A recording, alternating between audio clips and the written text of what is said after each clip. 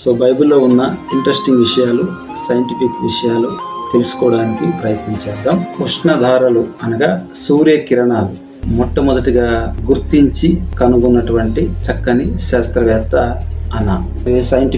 సైంటిస్టులు కానీ శాస్త్రవేత్తలు ఎవరు కూడా ఈ విషయాన్ని తెలియచేయలేదు. ఏంటి ఆ విషయం? ఆదికాండం 36వ అధ్యాయం 24వ వచనంలో ఉన్నటువంటి నీటి దారులను ఎలా కనుక్కుంటారో అదే విధంగా సిబ్యోను కుమారుడైనటువంటి అనా, సిబ్యోను అనే వ్యక్తికి 2 కుమారులు ఉన్నారు.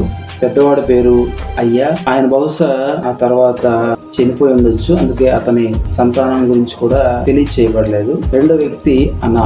ఈ అనా అరణ్యంలో తన తండ్రి యొక్క గాడిదలను కాస్తూ ఉష్ణధారలను కనుగొన్న వ్యక్తిగా బైబిల్ గ్రంథంలో దేవుడు చాలా స్పష్టంగా తెలియజేశాడు. అంటే కొన్ని వేల సంవత్సరాల క్రితం సూర్యకిరణాల గురించి ఉష్ణధారలు అని ఉపయోగించబడింది బైబిల్లో. చరిత్రలో కనుక మనం వీటి గురించి పరిశీలన చేస్తే మొదటిగా 18వ శతాబ్దం తర్వాత వీటిని వెలుగులోనికి తీసుకురావడం ప్రారంభించారు. ఈ సూర్యకిరణాలు మనకు తెలుసు 2 భాగాలుగా విడదీసి వాటిని కనుగొనడం జరిగింది. ఆ తర్వాత దాన్ని కొలవటానికి థర్మామీటర్ కనుగొనడం జరిగింది.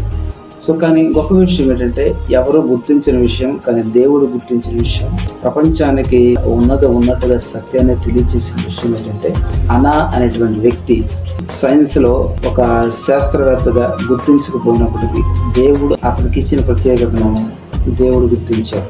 రెండో విషయం ఏంటంటే తన అన్న అయినటువంటి అయ్యా చనిపోయిన కారణంగా బహుశా అయి ఉండొచ్చు.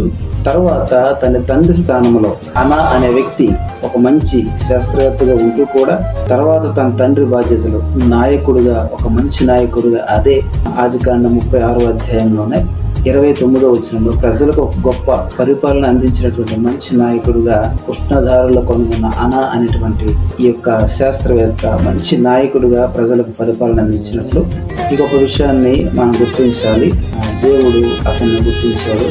ఇంకా మంచి విషయాలు తెలుసుకోవడానికి మనకు కూడా ఆ యొక్క జ్ఞానాన్ని దేవుడు అనుగ్రహించేలాగా ప్రభువుని వేడుకుందాం.